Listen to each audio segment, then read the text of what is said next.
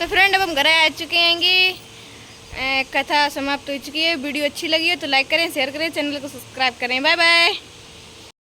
तो फ्रेंड अब हम जा रहे हैं नानी घर कथा सुनाने। दिखाया जाए आप लोगों को वहीं। बस रुपया पैसा सब कुछ था, लेकिन जाके भैया हमारे पास कुछ है ही नहीं, इसके आगे कुछ भी नहीं। तो भगवान ने कहा चलो भाई, जब तुम कह रहे हमारे पास कुछ नहीं, हमारे नाव में लत्ता पत्ता भरा हुआ है, तो हे साधु तेरे वचन तुझे सत्य हो। इस प्रकार भगवान थोड़ी दूर जाकर समुद्र के किनारे बैठ जाते हैं। जब साधु काम से न धोकर नाव के पास जाकर देखता है तो नाव में रुपया पैसा नहीं था। लत्ता पत्ता देखकर मूर्छा खाकर पृथ्वी पर गिर पड़ता है। तब उसका दामाद कहने लगा, हे पिताजी आप शोक क्यों करते हो, ये तो वृद्ध ब्राह्मण का दिया हुआ श्राप है, अब किसी में सामर्थ्य नहीं जो उसको मिट सके। दामाद के ऐसे वचन सुनकर साधु और ब्राह्मण की खोज में जाते हैं।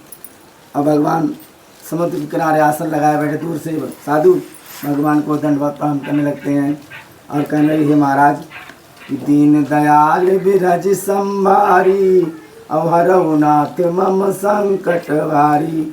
कहने लगे, हे प्रभु आप ही मेरे संकटों का निवारण कर सकते हैं। ऐसे मां दुख धोकर भगवान को क्षमा याचना करने लगते मनाने। तो भगवान कहने लगे, हे साधु तू रोवे मत, तू मेरी पूजा से वह मूर्ख है, इसीलिए तुझको बार बार दुख प्राप्त हो रहा है। तो ऐसे भगवान उसको समझाते हैं। तो साधु कहने लगे, हे भगवान आपकी माया में ब्रह्मा तीनों लोग 33 करोड़ देवता मोहित होकर आपके गुणों को नहीं जान पाते हैं। मैं बूढ़ा हूँ, आपकी माया में मोहित होकर आपको कौन जान सकता है। हे भगवान मेरा धन जीव करते हो जाए, मैं आपकी शरण हूँ। ऐसे श्री भगवान को मनाने लगे।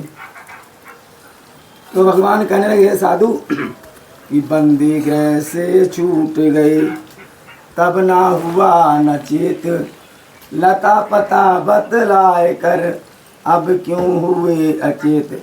भगवान कहने लगे, साधु जब बंदी गृह से छूट गए तब चेत नहीं हुए, और लता पता बतलाकर उसको देखकर अचेत क्यों हो गए। तो साधु कहने लगे, भगवान आपकी मान ब्रह्मा तीनों लोग 33 करोड़ देवता मोहित होकर आपके गुणों को नहीं जान पाते हैं। मैं बूढ़ा हूँ, आपकी माया में मोहित होकर आपको कौन जान सकता है। हे भगवान मेरा धन जीव खाते हो जाए, मैं आपकी शरण हूँ। ऐसे भगवान से क्षमा याचना करने लगे। तो भगवान कहने लगे, हे साधु कि मधुर वचन मिट जात हित, उत्तम धरे अभिमान, तन के शीतल जल मिटत जैसे दूध उपान।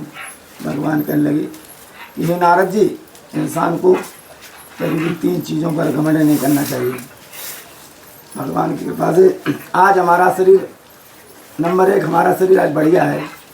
भगवान की कृपा से आज अच्छा है, कल पता नहीं इसमें क्या रोग लग जाए, तो इसलिए अपने शरीर पर घमंड नहीं करना चाहिए।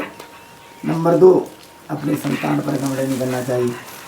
कि भगवान कहते हैं हमारे भैया 5 लड़के हैं, हम किसी को समझते नहीं भैया हमारे बराबर कोई नहीं है। आज वो छोटे छोटे हमारा कहना मानते हैं, बड़े होकर पता नहीं हमें घर से निकाल दें। और अपने धन पर भी घमंड नहीं करना चाहिए। आज भगवान की इच्छा से हम करोड़पति हैं, अगर उनकी नज़र तिरछी हो जाए तो हम खाकपति हो जाएंगे। इसीलिए इंसान को 3 चीज़ों पर कभी घमंड नहीं करना चाहिए। और इंसान, भगवान कहते हैं कि इंसान को इस तरीके से रहना चाहिए जिस प्रकार एक पतीले में दूध बनता है, उसमें एक बूंद जल का शांत हो जाता है। भगवान कहते हैं कि हे नारद जी, अगर कोई द्वार पर मांगने वाला आ जाए, अगर देने के लिए नहीं है तो हाथ जोड़ कर कहने भैया, उसकी अवहेलना नहीं करनी चाहिए। देना है तो दे दो, नहीं तो भैया आगे बढ़ो। ऐसे भगवान उसको समझाते हैं, समझाकर अंतर ध्यान हो जाते हैं। जब साधु नाव के पास जाकर देखता है तो नाव में धन भरा देखकर बड़ा ही प्रसन्न हुआ और अपने दामाद से कहने लगा, देखो सत्य भगवान की माया से हमारे सारे मनोरथ सिद्ध हुए हैं। भगवान के उसी जगह उसने श्री सत्य भगवान का पूजन किया और प्रसाद खाकर नाव को लेकर मंगल पूर्वक अपने देश को चल दिया। तब उसका साधु अपने दामाद से कहने लगा, देखो रत्नापुरी दिखने लगा है। तो धन के रक्षक दूत थे, कहा जा घर पर खबर करो जाकर कि नगर के समीप साधु व दामाद आए हैं, बहुत सारे लाए हैं। तो भगवान कहने लगे कि हे नारद जी, उस समय दोनों स्त्रियां श्री सत्य भगवान के व्रत को कर रही थीं। तो लीलावती अपनी पुत्री कलावती से कहने लगी, हे पुत्री, मैं तो श्री सत्य भगवान के व्रत को समाप्त कर चुकी हूँ, तुम भी जल्दी से व्रत को समाप्त करके पति और पिता के दर्शन को आओ। कलावती ने सोचा माता जी चलेंगे, घर पर कोई है नहीं, यहाँ कौन देखने वाला है, व्रत समाप्त करो अथवा न करो। उसने उल्टा सीधा व्रत समाप्त किया, प्रसाद ग्रहण नहीं किया, पति के दर्शन को चली गई। लेकिन भगवान सब देखते हैं, तुम क्या कर रहे क्या नहीं कर रहे। पति के दर्शन को चली गई, उसने जब अपने पति को नहीं देखा, भगवान ने उसकी पति की नौका जल में अंतर ध्यान कर दी। जब उसने अपने पति को नहीं देखा तो अति शोक से व्याकुल होकर पृथ्वी पर गिर पड़ती है। सभी लोग बड़े भयभीत हुए, मल्ला लोग भी चिंता करने लगे। लीलावती अपनी पुत्री कलावती को दुखी देखकर बड़ी हुई, दुखी हुई और अपने पति से कहने लगी, न जाने किस अपराध से दुख प्राप्त हो रहा है। तो साधु सोचने लगा यह श्री सत्य भगवान की माया है। और इसी प्रकार सभी लोग श्री सत्य भगवान की क्षमा याचना करने लगते हैं।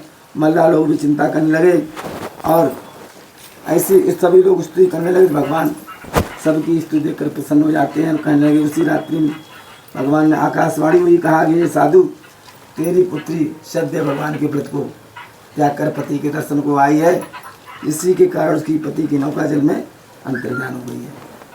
अब तेरी कन्या घर जाकर प्रेम पूर्वक व्रत को समाप्त करके प्रसाद ग्रहण करके वापस आएगी तो निज पति के दर्शन हो जाएंगे। ऐसी आकाशवाणी सभी स्त्री पुरुषों ने सुनी।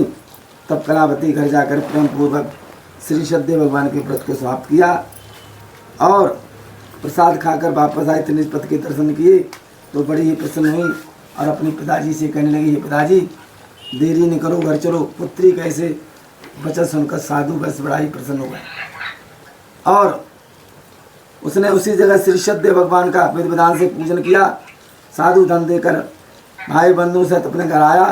फिर तो हर पूर्णमासी संक्रांत को श्री सत्य भगवान के व्रत को करने लगा। ऐसे भगवान नारद जी से कहने लगे, नारद जी, उस व्रत के प्रभाव से इस लोक से सुख भोग कर अंत में भगवान के लोक को चला गया। ऐसे श्री भगवान नारद जी से कहने लगे, नारद जी, कलयुग में छोटा सा व्रत बड़ा ही फल देने वाला है। इस श्री देवा चौथोध्याय प्रेम से बोलो सत्य भगवान की जय।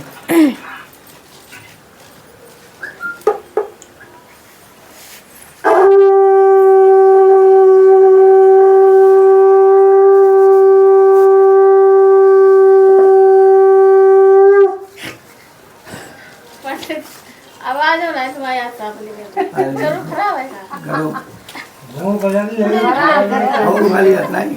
आज कुछ बरबरा 5-6 दिन ये बता दूंगा बन को कुता और तुम्हारे लोग पानी डाल जोर बजाओ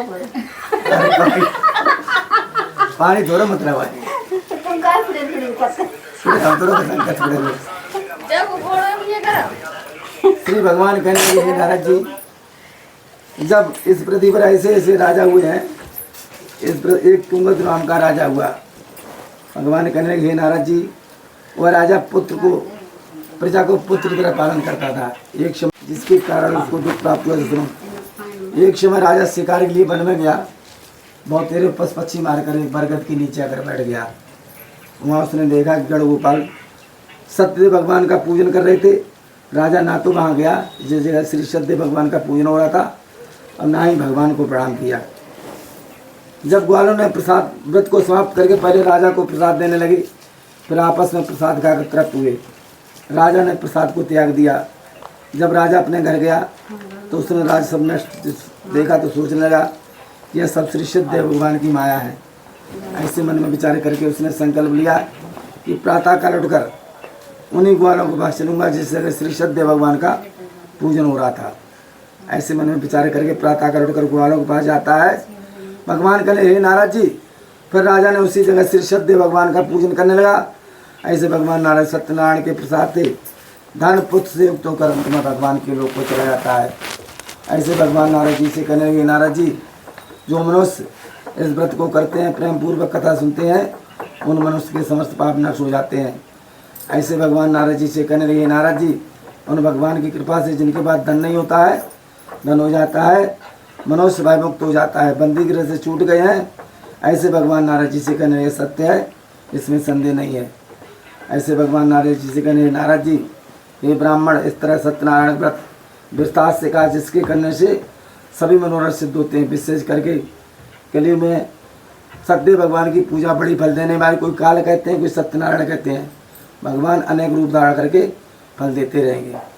कलयुग में शत्रुपी सत्यनारायण होंगे, जो विष्णु में वंचित फल देने वाले होंगे। ये ऋषिजनों जो इस कथा को पढ़े या सुने, उस मनुष्य के समस्त पाप नष्ट हो जाते हैं। ऐसे श्री भगवान नारद जी से कहने लगे, नारद जी, जिसने पहले सत्यनारायण का व्रत किया, उसके दूसरे जन्मों का सुनो। अर्ध बुद्धिमान दूसरे जन्म में सुदामा ब्राह्मण हुआ, श्री को द्वारा मोक्ष की तो प्राप्त हुआ। लकड़हारा दूसरे जन्म में भीलों का राजा हुआ, रामचंद्र की भक्ति को प्राप्त हुआ। ऐसे भगवान नारद जी से कहने, नारद जी, होलिकामुख नाम का राजा दूसरे जन्म में दशरथ हुए, श्री रामचंद्र को प्राप्त करके वैकुंठ धाम को चले गए। परमात्मा दूसरे जन्म में मोरध्वज राजा हुआ, श्री कृष्ण भगवान ने ब्राह्मण का रूप धारण किया, अर्जुन ने सिंह का रूप धारण किया। राजा ने सत्य के कारण अपने पुत्र का आधा सिर चढ़वाकर साधुओं को दान देने लगा। इसी सत्य के कारण मोक्ष की तो प्राप्त हुआ। तुंगदत्त दूसरे जन्म में राजा मनु हुए, सबको भगवान का भक्त बनाकर खुद वैकुंठ धाम को चले गए। ऐसे भगवान नारद जी से कहने, नारद जी, कलयुग में छोटा सा व्रत बड़ा ही फल देने वाला है। इस श्री देवा 5वां अध्याय प्रेम से करो। सत्य भगवान की जय। अब ले संग बजा भैया, पानी डाल के ये पानी नहीं बजा दो। करो भैया। अब 2 तारीख तक जान ले, रात दिन चली ही रही है। 2 तारीख है, रुपया मिल जो पास खाओ करो घरों थोड़ा खाए करो, तो बैठे ही खाए में कंजूसी करे रुपया तो बैंक में जाते रहो।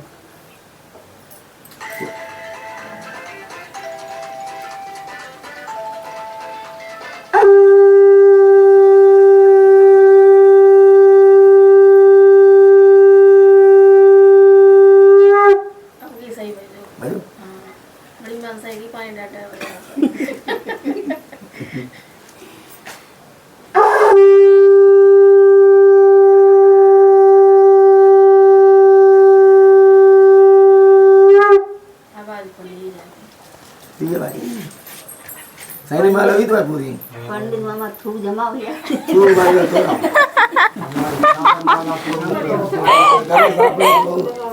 थोड़ा ताकत चांद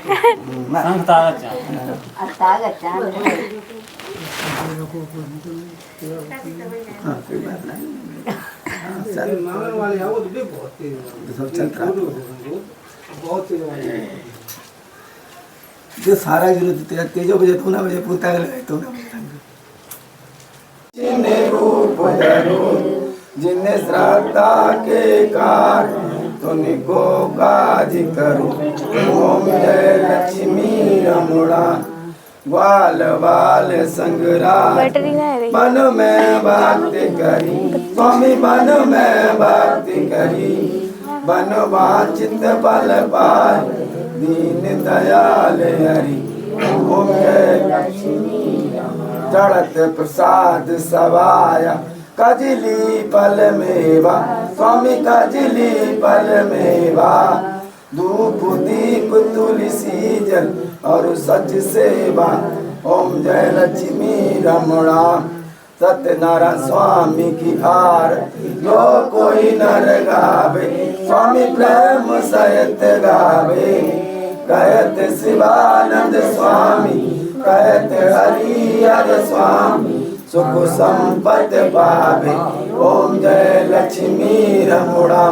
बोलो सत्य भगवान की जय, बोलो विष्णु भगवान की जय, बजरंगबली की जय, शेरावली मैया की जय, सत्य भगवान की जय। आप लोग घूम आओ, दोनों लोग घूम आओ।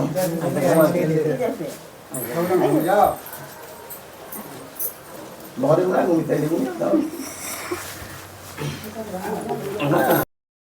हाय friend, welcome to my new blog. स्वागत है हमारे एक और नए ब्लॉग में। तो कैसे हैं आप सब लोग? उम्मीद करती हूँ अच्छे होंगे, हम भी अच्छे हैं। तो बने रहिएगा हमारे एक और नए ब्लॉग में।